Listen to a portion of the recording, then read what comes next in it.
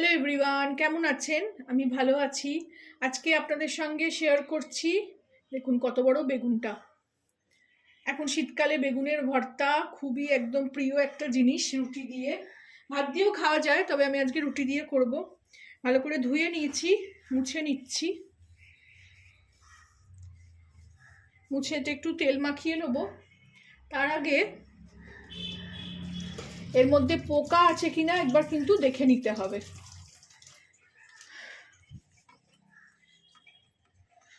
অনেককে দেখেছি আমি যে না দেখেই চাপিয়ে দেয়, মানে বসিয়ে দেয়। ভিতরে পোকা থাকলে তো পরে সেটাকে মানে আগুনে ভুনে দিলে, আগুনে পুড়িয়ে দিলে সেটা তো খুবই একটা মানে কি বলবো, আমার খুব ঘেন্না করে জিনিস লাগে ওটা। তো ওই জন্য আগে এইভাবে ভালো করে চিড়ে নেবো নিচে অবধি একদম। আমি আমার যে সবজিওয়ালার থেকে বেগুন নিই তাতে পোকা হয় নাই, দেখুন একদম পরিষ্কার।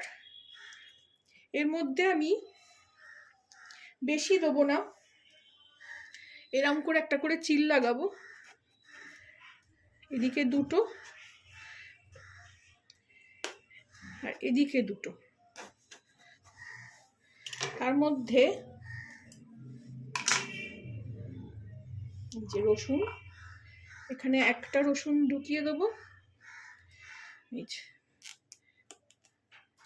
এইভাবে করে।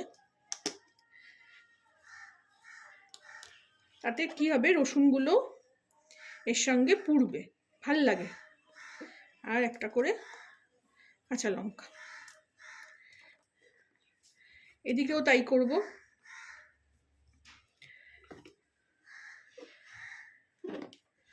একটা রসুন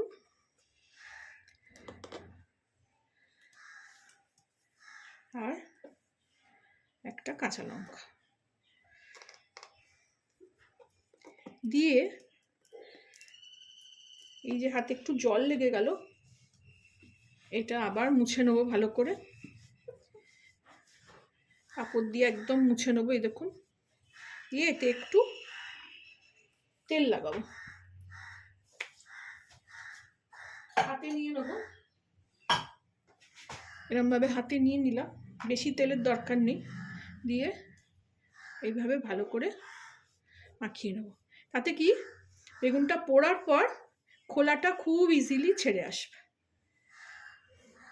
ভালো করে দেখুন মাখিয়ে নিলাম, বোঝা যাচ্ছে। দিয়ে এবার এটাকে আমি আগুনের ওপর পোড়াবো। এইবার এটাকে আমি এই যে গ্যাস জেলে এর ওপরে বসিয়ে দেবো। প্রথমে মাথার দিকটা পোড়াবো, তারপরে নিচের দিকটা।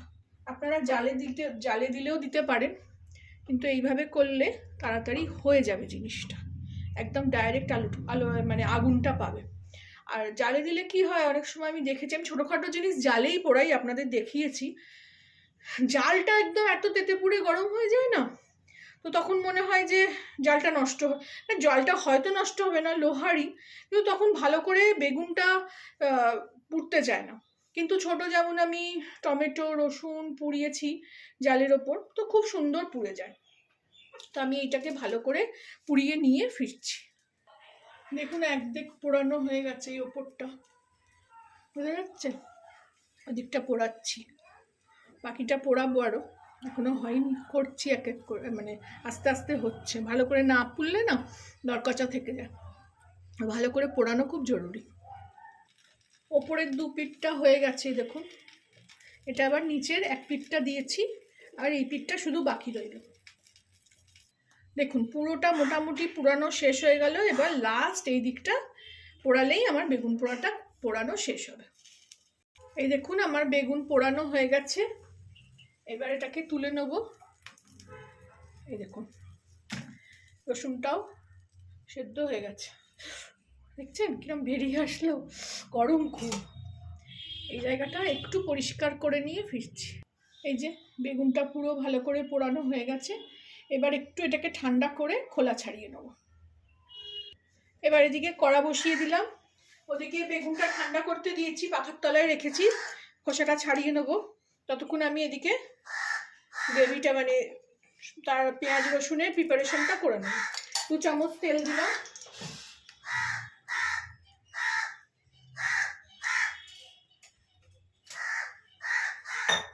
তেলটা গরম হোক, সব কিছু রেডি করে নিয়েছি।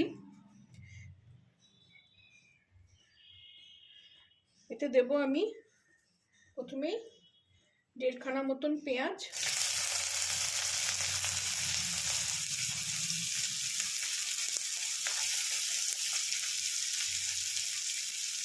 আসলে চপিং বোর্ডটার উপরেই সব কিছু কেটে রেখেছি তো। আর একটা পেঁয়াজও দিয়ে দেবো, দুটোই রেখেছি তো 1.5 খানা দিয়েছি, আর একটা রেখেছিলাম সেটাও কেটে নিয়ে দিয়ে দেবো। আর একটা পেঁয়াজও কেটে নিলাম, দিয়ে দিচ্ছি। 2টো টমেটো কেটেছি, একটু রসুন, একটু আদা একটুখানি ছিল সেটা দেব, কাঁচা লঙ্কা ঝাল দিবেন। এটাকে ভালো করে লাল করে ভেজে নেব। একটু নুন ছড়িয়ে দেবো যাতে তাড়াতাড়ি গলে যায়। আমি এটা জোর আঁচেই করছি, আঁচটা জোরেই দিয়েছি। এখানে একটু নুন দিয়ে দেবো। আমি দেখুন আটাও মেখে নিয়েছি, আমি রুটি করছি। আটাটা না কালো জিরে দিয়ে মেখেছি। কালো জিরে খাওয়া এমনিও ভালো, শরীরের এই ব্যথা ট্যাথাগুলো চলে যায়। আমার চ্যানেলে কালো জিরে বাটাও রাখা আছে, একরকম প্রসেস দেখিয়েছি আপাতত। আর এক রকম প্রসেসে শিখেছি, সেটাও দেখাবো আপনাদের। তো এই পেঁয়াজটাকে ভালো করে ভেজে নিয়ে ফিরছি। দেখুন পেঁয়াজটা হয়ে গেছে ভাজা। এখানে ওই যেটা 2টো লঙ্কা করেছিলাম, যেটা ওর মধ্যে দিয়ে ভেজেছি মানে সেঁকেছিলাম, সেই 2টো লঙ্কা, সেই 2টো রসুন দিয়ে দিলাম। একটু আদা বাটা আর একটু কাঁচা রসুনও দেবো অল্প করে। ঝালটা বুঝতে পারছি না, একটু খেয়ে দেখবো, তবে কাঁচা লঙ্কা দেবো। একটু হাতটা ধুয়ে জল দিয়ে দিলাম।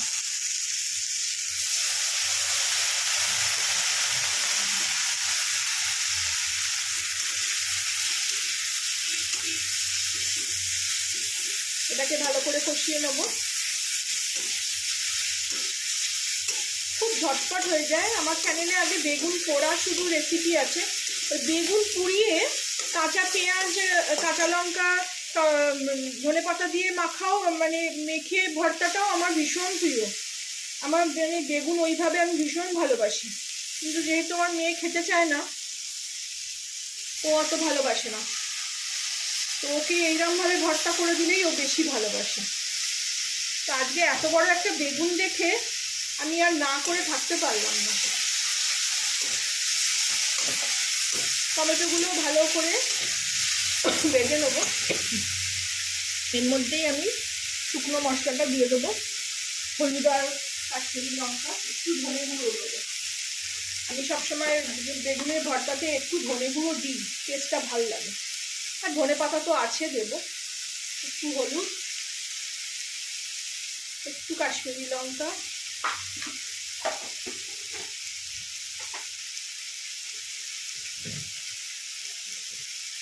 অল্প একটু 2-4 দানা চিনি দেবো।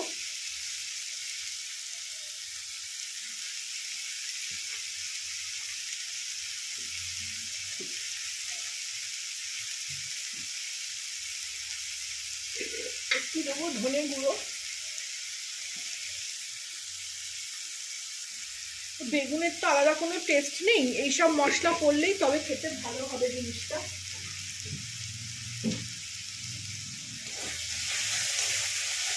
দিয়ে এটা ভালো করে কষিয়ে নেব, মানে একদম টমেটোটাও নরম হয়ে যাবে। এখানে একটা খুব আগে আমি বাইরের দেশে এরকমভাবে খাই, সেই দেখে শিখেছি। এর সঙ্গে একটা খুব সুন্দর জিনিস দেবো, তাতে জিনিসটা আরও খেতে ভালো হয়ে যাবে বেগুনের ভর্তাটা। তো এটা একটু ঢাকা দিয়ে দেবো, এটা হোক। আর ওদিকে আমি বেগুনটা ছাড়িয়ে নিয়ে আসছি। এই দেখুন বেগুনটা ছাড়িয়ে নিলাম এইভাবে সুন্দর করে। আর এদিকে এটাকেও খুলবো, এটাও রেডি হয়ে গেছে। এর মধ্যে এবার বেগুনটা আমি দিয়ে দেবো। আমি যখন বেগুন ভাজি তখন আমি বেগুনের খোলা কোনোদিন ফেলি না, কিন্তু আমার হাজব্যান্ডকে দেখতাম ও বেগুনের খোলা ফেলে দিত। বেগুন আমি এতটাই ভালোবাসি, আমার তো বেগুনই ভীষণ প্রিয়। আপনাদের কার কার বেগুনই প্রিয় আমাকে জানাবেন। আমার ছেলে বেগুনের কিচ্ছু খায় না, ও শুধু বেগুনই খায়। ও এই বেগুনের ভর্তাও ভালোবাসে না, বেগুন পোড়া তো খাই না, বেগুন ভাজাও খায় না। তরকারিতে দিলে যদি গলে যায় না তখন ও সেটা বুঝতে পারে না, ও তো খেয়ে। এইভাবে ভালো করে সবটা মিশিয়ে নিলাম। একটুখানি খেয়ে দেখবো, ঝাল না লাগলে তখন দুটো কাঁচা লঙ্কা দেব। এইভাবে মিলিয়ে নেব। এটা এখনো রেডি হয়নি, এটা এখন একদম কড়া ছাড়বে, তেল বেরোবে, সেই সময় এটা রেডি হবে। এটা এখন খানিকক্ষণ কষতে হবে, তো আমি এটা খানিকক্ষণ এখন কষি, তারপরে আপনাদের কাছে ফিরে আসছি। এই সময় আমি একটু নুন দিয়ে দেবো, স্বাদ মতো নুন দিয়ে দেবো।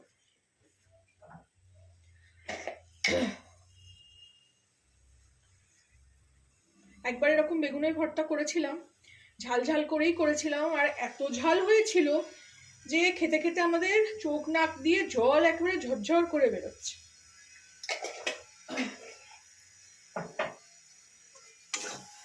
মিশিয়ে দিই, দিয়ে একটু চাপা দিয়ে দেবো। এটা এখন খানিকক্ষণ হবে, এখনো এটা রেডি হয়নি।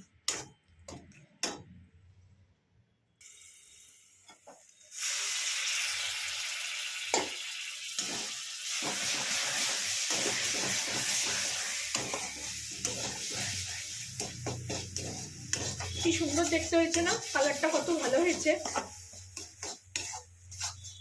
আমি এর থেকে একটু তুলে ঠান্ডা করে দেখবো যে ঝালটা কেমন হয়েছে, কারণ দুটো ওই সেদ্ধ লঙ্কা দিয়েছি, পোড়ানো লঙ্কা।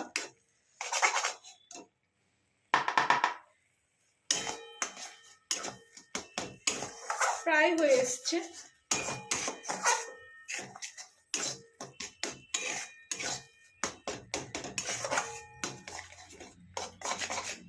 এটা এবার খোলাই রাখবো, এটা আর ঢাকা দেবো না। দেখুন টেস্ট করে দেখলাম, ঝাল হয়নি, টকটক ভালো খেতে হয়েছে। সেই জন্য দুটো লঙ্কা চিড়ে দিলাম, এরকম খানিকটা ধনে পাতা।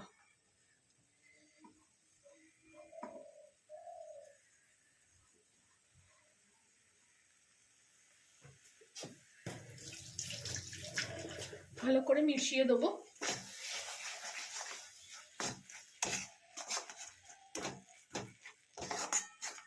এবার দেবো মেন নয়, মেন তো বেগুনি, কিন্তু খুব খুব ভালো লাগে এটা দিলে।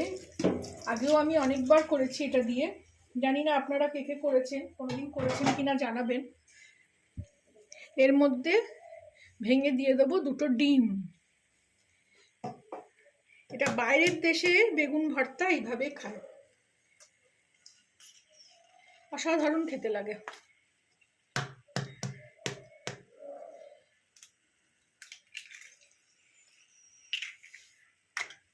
এইভাবে এটাকে মিলিয়ে নেবো। এবারে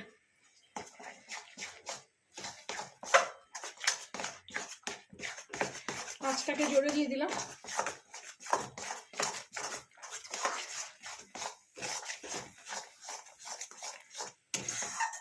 এভাবে এটাকে ভালো করে মিলিয়ে নিতে হবে। আপনারা ভুর্জি বানিয়েও করতে পারেন, কিন্তু আমি এইভাবেই দেখে শিখেছি বলে এইভাবেই করি, আলাদা করে আর ভুর্জি বানাই না।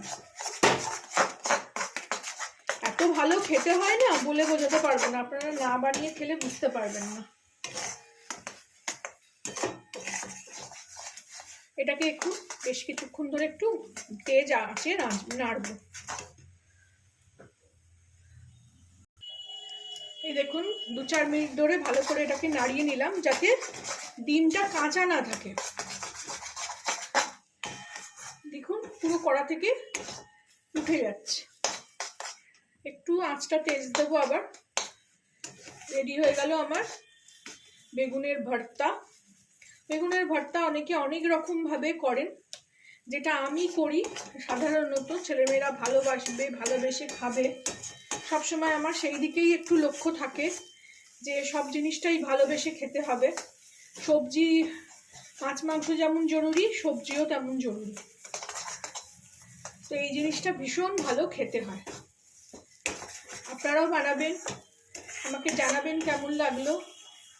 ভালো লাগলে আমার চ্যানেলটাকে একটা লাইক, শেয়ার এন্ড সাবস্ক্রাইব করে দেবেন। এবার এটাকে আমি বাটিতে ঢেলে নেব। আঁচটা বন্ধ করে দিলাম। এই বাটিতে এবার এটাকে ঢেলে নেব।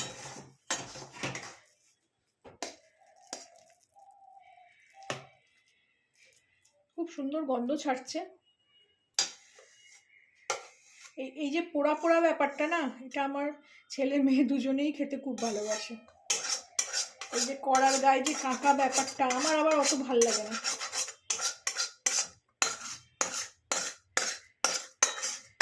ফলে এগুলোতেই তো বেশি স্বাদ, মশলাগুলো তো সব লেগে আছে।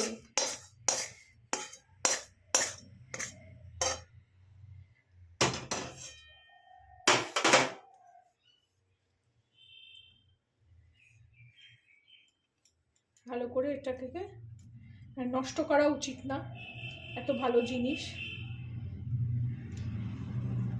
যারা বেগুন খেতে ভালোবাসেন না তারা এইভাবে করে আমাকে খেয়ে জানাবেন, মানে কোনো জিনিসই নষ্ট করা যাবে না। এরপর এটার উপর দিয়ে এবারে আমি